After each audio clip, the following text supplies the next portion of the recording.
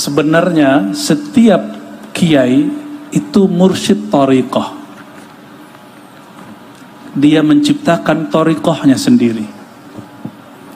Tapi adabnya santri, la yunsib ilmahu ila nafsihi bal yunsibuhu ila syaikhihi. Ya, kalau seorang santri dan selama-lamanya, coba tanya Pak Kiai itu, kalau ditanya dalam hatinya selalu menganggap dirinya santri, makanya masih ngambil tabarruk ke kamarnya Mbah Hashim, itu kan karena merasa santri. Amal yang pantangan Wahabi aja itu ya, tabarrukan. Tahu tabarruk nggak santri? Tabarruk itu ngalap berkah, ya, ngambil berkah dari orang-orang soleh. Dan Sayyidus Shalihin Sayyidina Muhammad sallallahu alaihi wasallam, ya. Dan wallahi ma ra'aitu fil alam al-islami aktsarun nas tabarrukan wa ta'adduban illa ahlu turuq as-sufiyah wa talamiz al-jawiyah. Ya, yang saya lihat orang paling bagus tabarruknya, paling sempurna adabnya. Ini kita udah keliling ke beberapa tempat, bahkan di luar negeri. Orang yang paling bagus dalam dua hal ini, satu murid-murid tarekat sufi, dan yang kedua santri-santri Jawi. Selamat untuk kalian yang menjadi santri. Ya.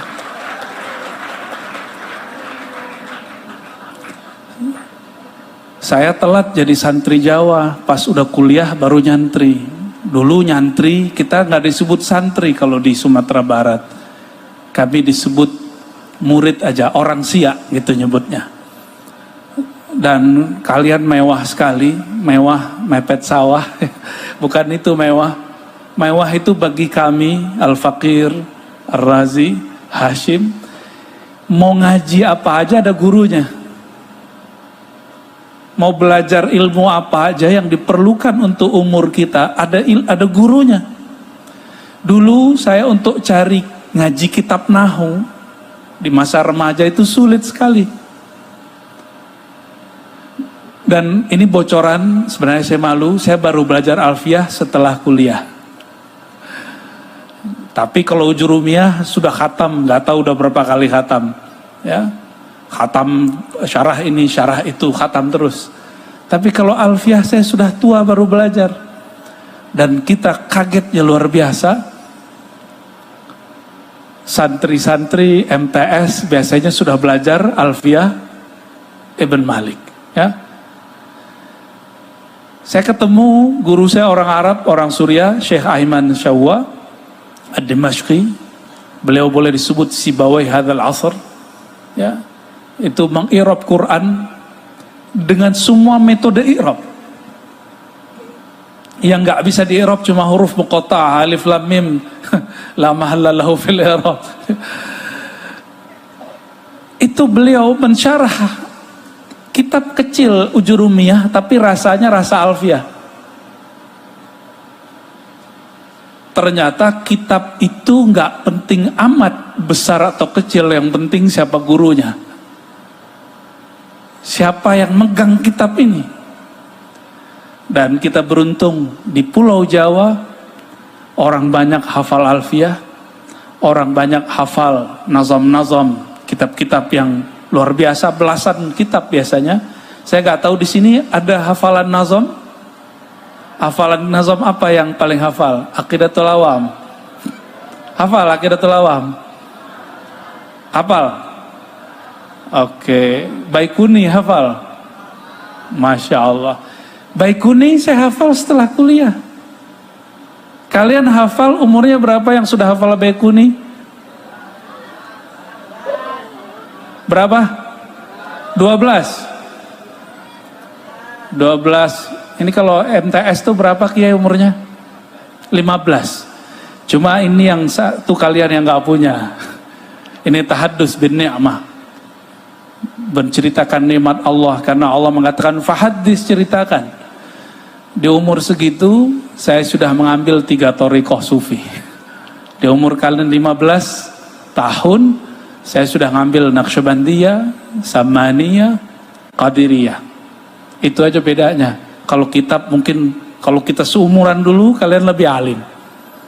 Tapi kalau jiwa mungkin saya bisa jamin aktsaru itmi'nanan. Ya, saya lebih tenang daripada kalian, itu aja bedanya. Ya, dan ketenangan itu yang sampai hari ini terasa. Ternyata orang kalau tenang dia fokus. Itulah yang disebut ulaikal ladzina hadahumullah. Itulah mereka yang Allah beri hidayah. Banyak orang alim tapi Allah enggak beri dia hidayah. Maka Imam Al-Faqih Ibnu Hajar Al-Haytami mengkritisi Ibnu Taimiyah, Syekhul Islam Ibnu Taimiyah, dan muridnya Ibnu Qayyim yang menjadi dikritik di kalangan Nahdien dari awal berdiri sampai sekarang, ya. Tapi beliau dikasih gelar oleh Syekh Yasin Syekhul Islam, oleh Abu Yasaid Muhammad pun disebut Syekhul Islam. Maka kita tidak masalah menyebut beliau Syekhul Islam.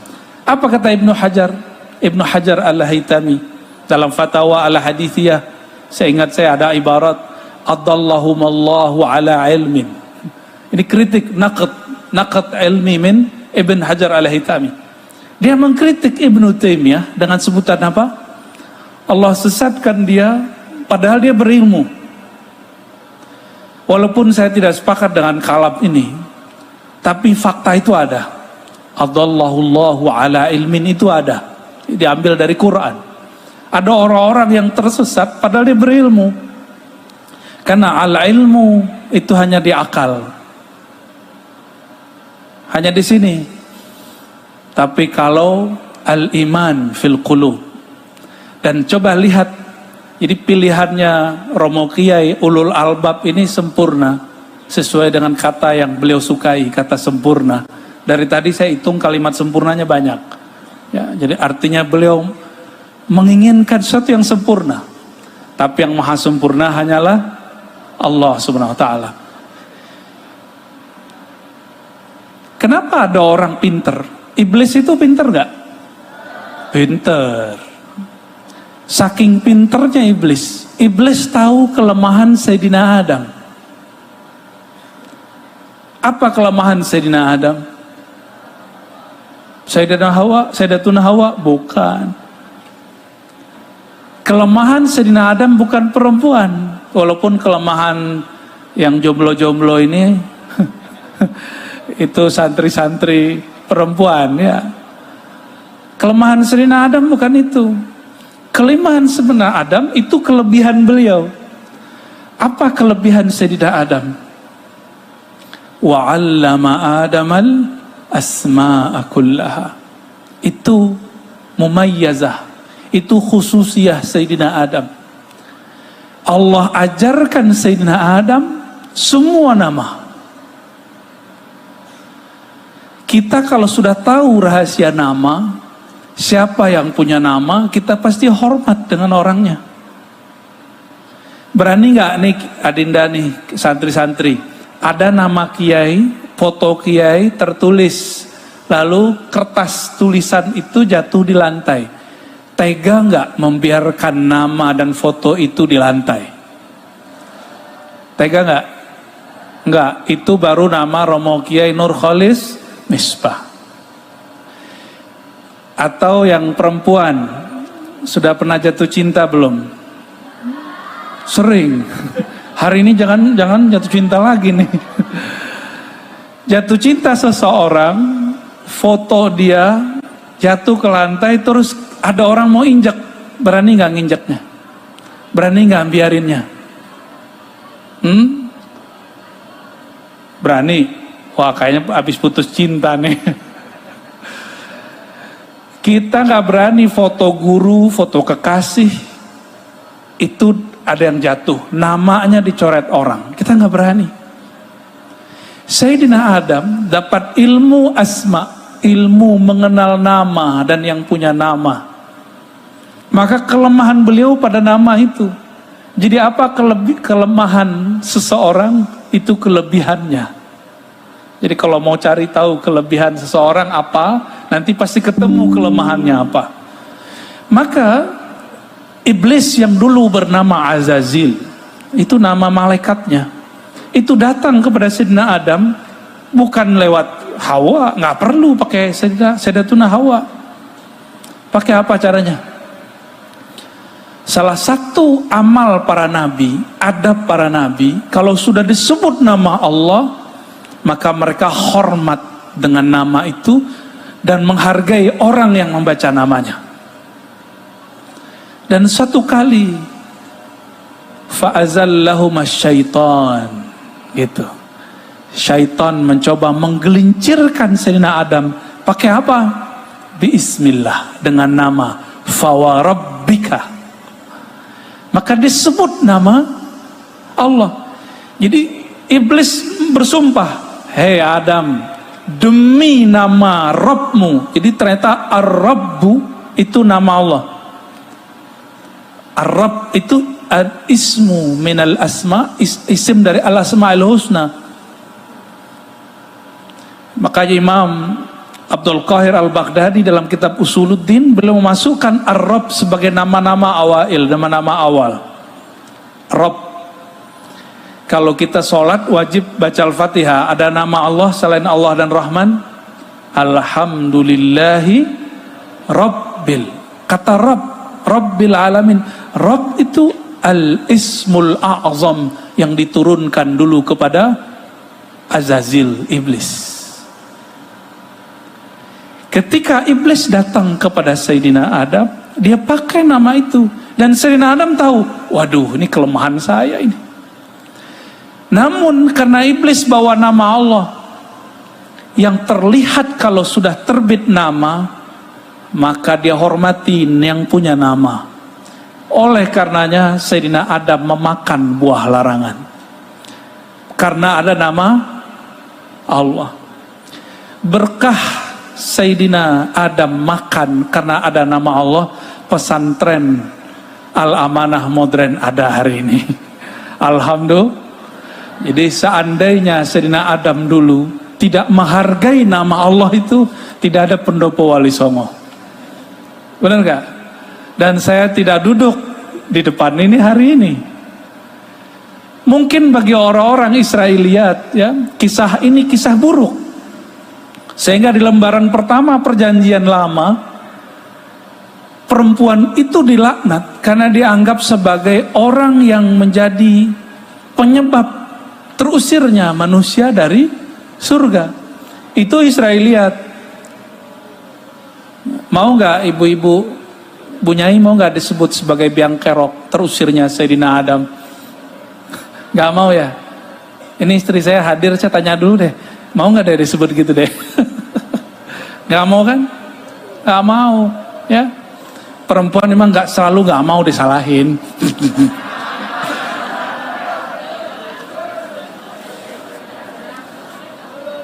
Kalau perempuan nih, ini rahasia kita nih yang cowok-cowok yang lanang-lanang ya, biar mereka nggak dengar ataupun dengar sama aja ya. Perempuan itu selalu benar. Jadi kalau ada perempuan apa, baca aja Shadaqallahul Azim, Shadaqallahul Azim. Kalian kalau begitu pasti maju.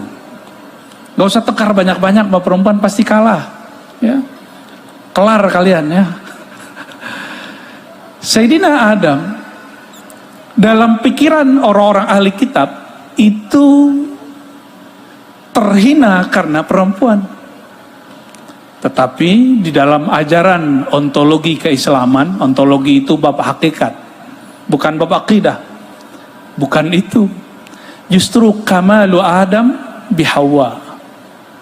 Sempurnanya Sayyidina Adam itu dengan siapa? Sayyidatuna Hawa. Maka coba cari ustadz yang jomblo pasti dikecengin mulu tiap hari. Ada yang jomblo ustadz? Ada yang jomblo? Jombloan apa jomblo hati? Oh semangat, berarti lagi promosi itu ya. Wali santri itu ada ustadz yang jomblo. Seneng nggak jomblo? Nggak seneng. Ya, tiap hari diapain orang? Ditanyain nggak? Apalagi kalau umurnya udah lewat. Ya.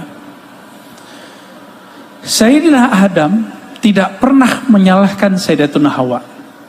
Maka jika ada riwayat walaupun sahih yang menyalahkan Sayyidatuna Hawa, pasti itu Israiliyat yang masuk ke dalam Islam. Kenapa? Karena laula Hawa, kalau bukan Sayyidatuna Hawa, itu nggak ada Pak Kiai Romo Nurholis, nggak ada. Nggak ada Pak Hashim, nggak ada. Nggak ada Pak Polisi, nggak ada. Pak Lurah, Pak Camat, nggak ada. Nggak ada Syekh Salah, Ismukum Salah. Nah, laula Hawa maulidna, sah? Nah, maka hentikan kajian-kajian yang menyalahkan Sayyidatuna Hawa. Itu disebut al-athar al-isra'ili, asar-asar Israiliyat. Ya, itu berbahaya. Itu merendahkan harkat manusia. Pantas gak merendahkan ibu sendiri, saudari kita sendiri, bunyai kita sendiri? Kan gak pantas, ya. Maka kajian-kajian Israiliyat cukup diceritakan, cukup dibacakan, tapi tidak usah kemudian diikuti. Inilah makna ayat salah satunya, ya. Alladzina yastami'una al-qawla fayattabi'una ahsana. Ini allazina berarti sekelompok orang yang disebut di ayat sebelumnya, fabashir ibad. Beri kabar gembira sang ibad, orang-orang yang dapat gelar ibad. Siapakah mereka? Orang yang dia progres terus. Allazina yastami'un. Seperti yang adinda santri tahu, yastami'un itu fi'il madhi apa mudhari? Halo, yang jomblo-jomblo. Yastami'un fi'il madhi apa mudhari? Mudhari itu faedahnya apa? Sedang dan akan. Berarti dia selalu, sekarang dan juga nanti. Berarti dia terus. Yastami'un berarti mereka selalu menggunakan samanya. Di situ tidak disebutkan uzun, yang disebutkan istima', sama. Apa beda uzun dengan beda? Orang banyak punya telinga, tapi la yastami'un. Karena istima' itu dia kerja dari sifat sama. Sifat sama itu salah satu anugerah Allah yang Allah berikan kepada kita. Salah satu dari sifat ma'ani yang 7. Sifat ma'ani yang 7 apa aja? Yang udah belajar aqidatul awam. Kudrat, iradat, terus ilmun, hayat, sama, basar. Oke. Semuanya pasti punya itu, pasti punya kudrat. Jadi Allah yang maha sempurna memberikan, memancarkan 7 sifat itu ke dalam diri kita. Bedanya kudrat Allah itu maha sempurna, kita tidak sempurna. Maka sempurnanya manusia kalau dia sadar tidak merasa sempurna. Jadi benarlah tadi Romo Kiai mengatakan gak ada pesantren yang gak sempurna. Itu saya sadari. Dan justru banyak santri yang menjadi orang besar karena lahir dari tempat-tempat yang tidak sempurna itu. Karena dia tahu ini kurangnya di sini, nanti kalau aku jadi orang pasti aku lengkapi itu. Dan saya lihat Pak Kiai ini disebut juga rahal, suka pindah-pindah pesantren. Benar Pak Kiai? Beliau ini suka pindah-pindah nyantri dulu. Dengan rihlah kita akan lihat, oh ini kurangnya di sini, ini kelebihannya di sini. Maka muncullah yang unik-unik di sini. Nggak ada pesantren punya rumah apa Wali Songo. Ini bid'ah ini Kiai. Fa ni'matil bid'atu hazihi. Ya, sebaik-baik bid'ah ya begini. Ya. Laulal bid'ah, ya, ma taqaddama al-insan. Ya kalau bukan bid'ah, manusia nggak ada yang maju. Maka bid'ah tidak boleh ditausi'. Tausi'atu ma'nal bid'ah amrun khatir fid din. Seperti yang dilakukan oleh kelompok mutasyaddidun, kelompok yang kaku hari ini, mereka yang mutatarrifun hari ini, mereka memperluas mana bid'ah. Padahal bid'ah itu sudah dipersempit oleh ulama.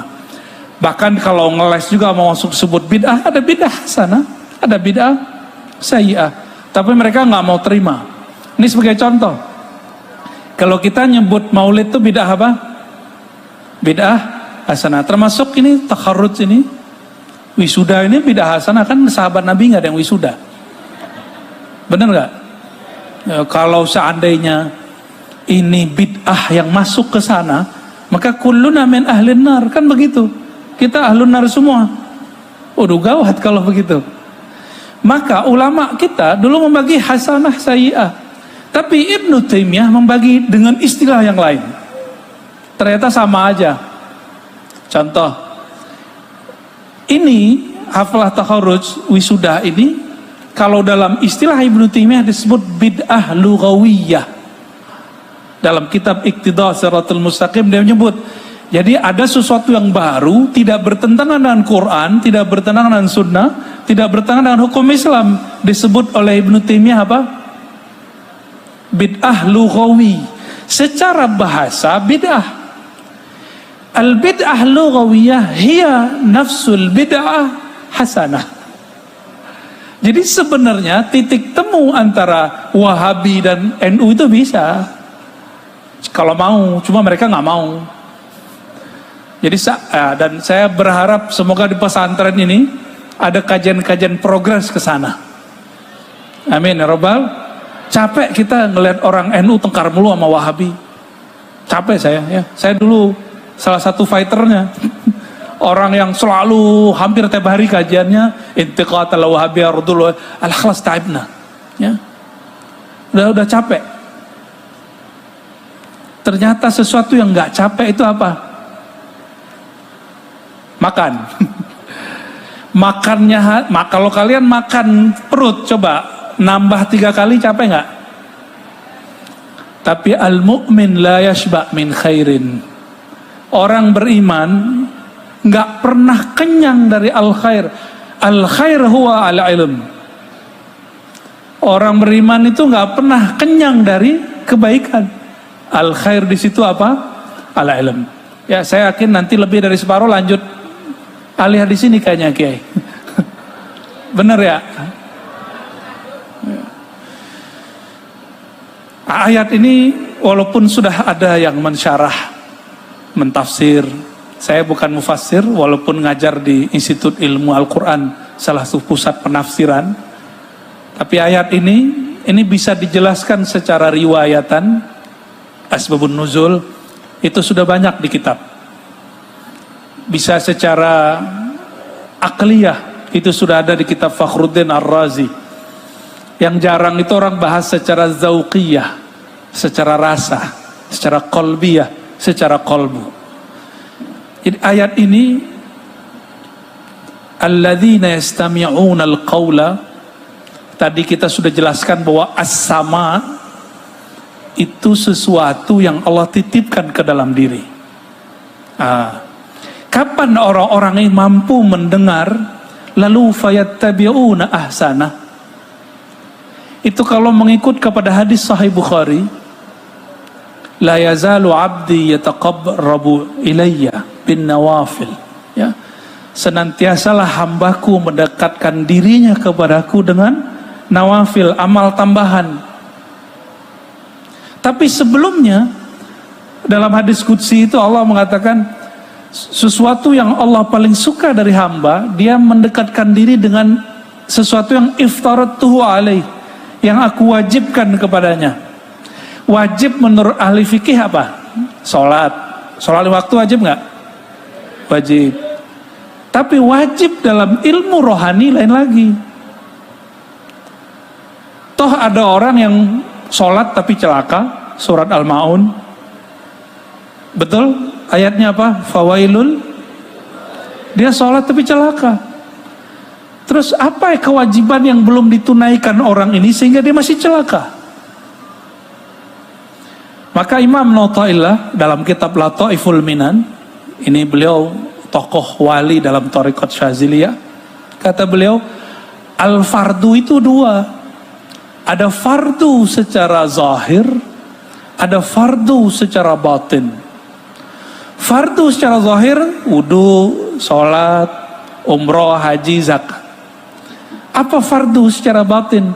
Itu yang disebut, yang sering kita baca kalau mau tahlilan. Fa'alam annahu la ilaha illallah. Apa kata beliau? Awwalu ma faradallahu 'alal ibad al-ilmu billah. Nah ini pegang-pegang nih adik-adik santri. Kajian-kajian, beban-beban pelajaran yang diberikan kepada kalian jangan sampai membuat melenceng dari tujuan yang ini. Surat Muhammad ayat 19, fa'lam. Yang pertama kali yang diwajibkan manusia yang Allah jatuh cinta kepada siapapun yang menjalaninya, al-ilmu billah, ilmu tentang Allah subhanahu wa ta'ala. Maka orang tua, wali, santri, mohon maaf, mungkin ada yang berniat masukin anak ke pesantren Romo Kiai Nur Khalis ini supaya anaknya nanti santri tapi bisa bisnis, santri tapi bisa jadi pejabat. Itu sudah bagus, tapi ada yang lebih bagus. Niat anak masuk pesantren satu saja, ayyakuna aliman billah, dia kenal kepada Allah subhanahu wa ta'ala. Sayyidina Adam karena kenal kepada Allah, iblis tidak kenal Allah. Maka iblis mengira dia telah menggelincirkan Sayyidina Adam. Tapi Sayyidina Adam mengira, enggak, ini kesempurnaan yang mesti saya jalani. Maka Sayyidina Adam karena kenal Allah, walaupun oleh manusia disebut itu takdir buruk, tapi bagi Sayyidina Adam takdir buruk itu penilaian manusia. Tapi di sisi Allah tidak ada yang buruk. Di sisi Allah kullu khair, semuanya baik. Seandainya dulu iblis nggak menggunakan nama Allah, mungkin Nabi Adam masih di surga dan tidak akan ada pesantren, nggak akan ada jodoh-jodohan hari ini, nggak akan ada, nggak akan terjadi. Ya, nggak ketemu orang pakai baju batik, itu nggak ada. Ini uniknya, kiai di Jawa pakai baju batik, ya. Tahu gitu tadi saya pakai batik, Kiai. Tapi lumayan. Kalau ini ala Padang ini, ya. Udah bawa batik kita, ya. Dan saya senang sekali guru-guru, ustazah pakai baju batik dari awal datang sampai sekarang pakai baju batik. Saya masih ingat tahun-tahun 90-an, kalau ada khotib pakai baju batik itu makmumnya ulang lagi sholat. Ya benar nggak? Sebagian di kampung saya begitu dulu. Khotibnya nggak bener, nggak islami. Ternyata islami nggak islami itu masalah peradaban. Ya, peradaban yang paling penting itu kenal kepada Allah subhanahu wa ta'ala. Dan yang saya unik, tadi saya ngeliat ada topeng-topeng di, ya, wah itu kalau mau Wahabi gawat tuh Kiai. Disebut malaikat tidak turun. Dulu kiai kami, Kiai Ali Mustafa Yakub dicandain begitu sama Wahabi. Nggak turun gimana, itu orang banyak patung di rumahnya mati juga kata beliau. Kami bingung, belum connect, masih loading. Ada orang banyak patung di rumahnya mati juga. Baru ngeh, malaikat maut juga tetap gak takut tuh sama patung. Masuk juga ke rumah yang ada patung dan gambar. Sejak kapan malaikat takut sama gambar sama patung? Maka saya senang Pak Kiai ternyata pengikut Imam Ghazali. Imam Ghazali beliau mengatakan dalam banyak kitabnya, la yadkhul, ya, tidak masuk siapa al malaikah baitan fihi surah wa kalb, kan begitu ya. Rumah yang di dalamnya ada gambar patung atau surah. Ini hadis. Kalau dibaca parsial satu-satu, betul nanti semua gambar, semua patung, semua seni haram. Syukurlah dalam ilmu hadis ada namanya dirayah. Dirayah itu membaca hadis tidak parsial, digabung dulu hadisnya baru ketemu maknanya. Ketemu maknanya dengan tariqah jam'ir riwayat, ternyata di Sunan Imam Tirmizi.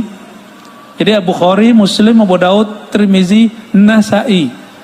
Ini lebih pasnya di Nasai, As-Sunan An-Nasai. Apa kata beliau? Nabi SAW bersabda, ditambahkan di situ, la yadkhul, tidak masuk, ya, malaikat ke dalam rumah, ya. Al malaikah baitan fihi suratun tu'bad. Ada lafaz surah. Surah di situ bisa gambar, bisa patung, tu'bad, yang disembah. Maka kalau ada lihat Pak Kiai naro topeng-topeng, mungkin kepala banteng apa, disembah nggak Pak Kiai? Masa Kiai nyembah patung, kan nggak mungkin. Aqidatul Awam aja beres, nggak mungkin. Jadi kekhawatiran orang-orang yang baca hadis ini, karena mereka membaca hadis tidak syumuliyah, tidak komprehensif. Inilah yang membuat ustadz sama ustadz tengkar, kiai sama kiai saling hujat. Sekarang lagi ramai masalah habaib sama asyraf. Itu juga masalah yang sama, karena membaca tidak utuh. Oknum-oknum ini kemudian bertengkar. Sudah ada yang pakai pedang-pedang segala di video. Kan gak pantas begitu. Kalau benar mereka zuriat Nabi SAW, ngapain begitu berebut-rebut nasab? Ya, kita doakan mereka cepat-cepat islah. Ya, innamal mu'minuna ikhwah, orang beriman itu bersaudara, apalagi zuriat Abul Mukminin, Ummul Mukminin, keturunannya, bapaknya orang beriman, Sayyidina Muhammad SAW. Ya, ayat ini, yastami'unal qaula, kalau mendengarnya cuma dengan ini, belum mendengar dengan yang disebutkan di hadis qudsi. Apa itu? Mendengarnya orang yang sudah dicintai Allah. Jadi ada satu bab di sini, yastami'una al-qaula, itu dengan cara bil mahabbah. Kenapa? Di hadis itu dikatakan, la yazalu 'abdi yataqarrabu ilayya bin nawafil hatta uhibbahu. Ya. Fa iza ahbabtuhu kuntu sam'ahu alladhi yasma'u bih. Ini kalimat mahabbah.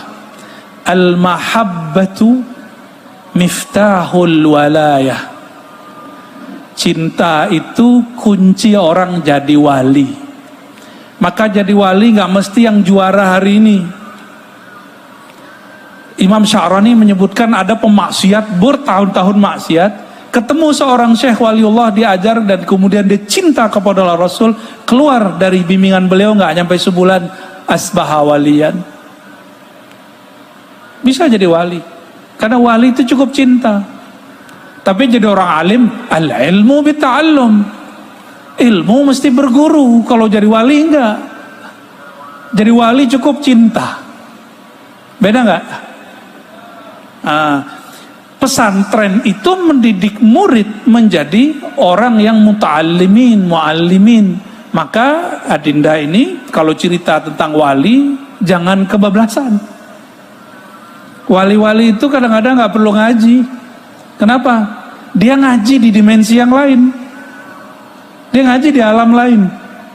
Tapi kalau al-ilmu, kata Imam Al-Bukhari dalam Sahih Bukhari, al-ilmu bita'allum, menukil dari hadis Nabi SAW. Ilmu mesti bita'allum.